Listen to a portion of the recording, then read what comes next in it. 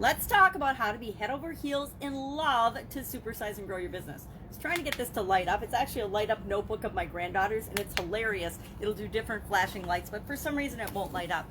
But as per usual, my computer and my phone decided to make my head giant, which creeps me out in so many ways. But how can we use this idiom, head over heels in love, to grow and build and supersize your business? And as I was talking about it and thinking about it, I realized that the stages of love apply to our business as much as they do to our relationships. And we'll talk about that in a minute. But let's talk about what this idiom is, what it means, and where it came from. It, of course, means to be completely and hopelessly in love, normally with another person, but we're going to apply it to being hopelessly and over the top in love with our business and what we're creating in the world. So this idiom has been around since the time of the ancient Romans. It actually was heels over head, meaning somersaulting, literally falling over, being clumsy and klutzy. And around 500 years ago, it switched to meaning how we feel, that tumultuous feeling, that crazy, lightheaded feeling that we feel when we actually fall in love with someone, or sometimes something, right? You can fall in love with something. Some people love their car more than they do any other human being on the planet. Some women love their handbag more than they love any other human being on the planet. So it's not necessarily relationship to another person. It might be your relationship to another thing. So I was curious about this, and I Googled it, and I said, well, what are the stages of falling in love? What are the stages of love? And what I got back were like millions of results. I Googled it, and I was laughing because there's not just these are the stages of love that everyone agrees on. There's between 3 and 8, and everybody has different categories and different names for them, right? Everybody's selling their own program, their own thing. So I just read a few of them and put together what I consider to be, okay, here's the 5 stages of love. There's enough agreement on that. Let's go with 5. So the first stage of love is, of course, this head over heels stage, the newlywed phase, the phase where you're falling in love. You first meet somebody, it's super exciting. You have eyes for only them. You go off, you do crazy things. You're blinded to the world around you. All there is are you two, right? And I'm going to talk through this as if it's a relationship, and then we'll see how it applies to our business. So the newlywed stage, let's do it as we go through. The newlywed stage is you get the idea, you get an idea, you're all excited, and you start your business. Everything is optimistic and everything seems possible, right? Until you have a challenge, your first roadblock, your first stumbling block where you have to get over that. So do you have blinders on and just go full force toward that business because you love the idea of it so much? Or do you, at any stage of love or relationships or building our businesses, we can decide to throw in the towel. We can quit, right? So most people don't quit at the newlywed stage. That's when you're still so excited. You're still finding out about each other. You're still finding out about the business. You're getting to know one another. And we have what's called, I love this term. I don't remember hearing it today, but I loved it today. Willful ignorance, right? We have willful ignorance in the getting to know you stage, the newlywed stage, the starting our business stage, because we don't know what we don't know, and we don't even want to see what we don't know, right? We don't want to see any flaws in the other person, so we'll overlook challenges and flaws and things that would stop other people, and we'll burn our way through. We'll just trudge our way through making things work in the beginning because we have all our optimism and all our hope, and we believe that we can make it work. Then we get into the setting the stage phase, the second stage of love relationships or building our business. And we start to get more realistic. We start to see how things really are. We take off some of our rose-colored glasses and we realize that there's going to be challenges and that we have the ability to overcome them. And we start setting things up. We start putting systems in place. We start doing the things we need to do to create a real relationship, to create a real business.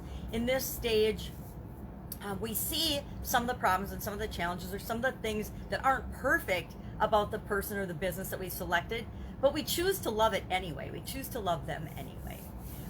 The third stage is sometimes called the disappointment or the learning and growth phase. It's the phase often called disillusionment. And we all go through that when we're building our business, right? We all go through that when we're building a relationship.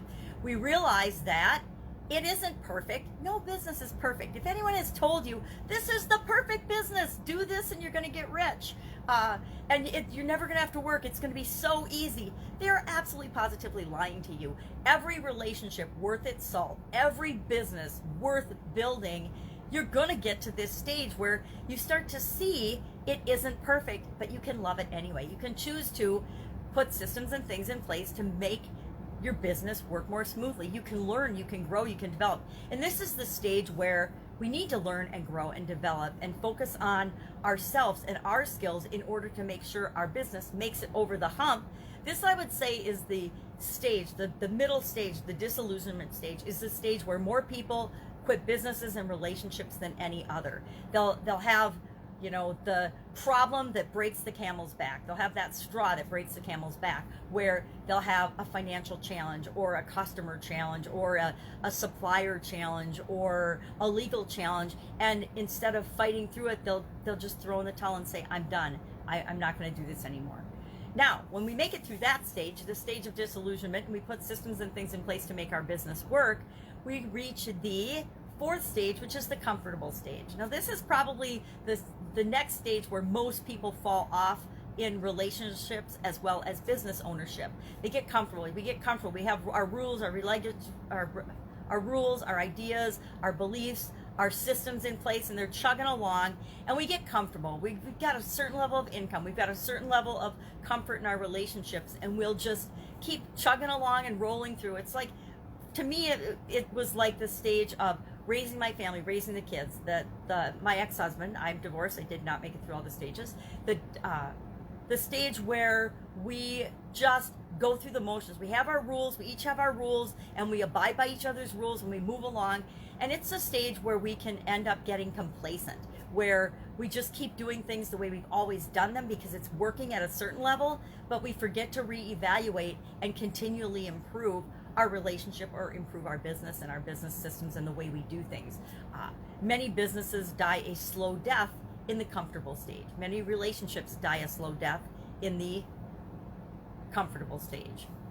The final stage is, of course, unconditional love, or it's the two of us in a couple against the world, or it's our business making the world a better place. And this is a stage, I think, that whenever we've started our business, whenever we've fallen in love, this is the stage we want to get to in our business and in our relationships and in our life, where we absolutely positively know we're here to make a difference, and we're going to make a difference with our business no matter what. We've gotten through the hardships, and no matter what happens, even COVID, a pandemic, or political unrest or nonsense, whatever is going on in the world, no matter what, we've been through stuff like this before. We've solved and overcome roadblocks and challenges and obstacles before. And we know that, like everything else, this too shall pass, and we will be fine. Our business will be fine. We will change the world. We all look up to couples like this. My grandparents were like this. My mom's parents, my both sets of grandparents, actually, my mom and dad's parents, both sets were incredibly strong couples. My parents were an amazing example of the stages of love and how you go in and out of them. You don't go through them once and you're done. I love people that teach you a process and they're like, yeah, you just do these 7 steps once and then you're a gazillionaire, right? No, it doesn't work that way. We go back and forth through the different stages of everything that we do. Our life is a process and a journey. Our business growth is a process and a journey. So what does all of this have to do with supersizing and growing your business? Some of the lessons I've learned over the last 47 years are, number one, you have to fall in love with the people that you serve. You have got to love the customers and the people that you're going to serve with your business. You've got to have passion about and love the business that you're in. You have to love most of what you do. Are you going to love everything about what you do? Are you going to love every customer that you serve? No. Hello. Take off the rose-colored glasses, as people tell me all the time, and realize that you're not. But you want to love the reason why you got in the business. You have to love why you do what you do, the people that you serve, and go forth with that and follow that. They say follow your dreams, follow your passions, because it's so important. People can see a mile away if you are just in it for the money, or you're just in it for the business, or if the relationship is just business to you, or if you're really trying to help them and make their lives better and make the world a better place. You can put all kinds of fancy branding and colors and mottos and core and values and mission statements on it, but people still can tell whether you are genuine and authentic or not. So, head over heels in love with your business, in a relationship. Are you in love with your business? I have been in businesses that I absolutely loved, and I have been in businesses that were awesome businesses for other people, but they were soul sucking to me. And I'll tell you what, I will choose a business I love that makes people happy, including me, over a business that just makes money every single time. All right, that's our idiom for today. Have an awesome day. I'll be with you tomorrow with another interesting idiom. What does it mean? Where does it come from? And how might you use it to grow and supersize and build your business today? Take care.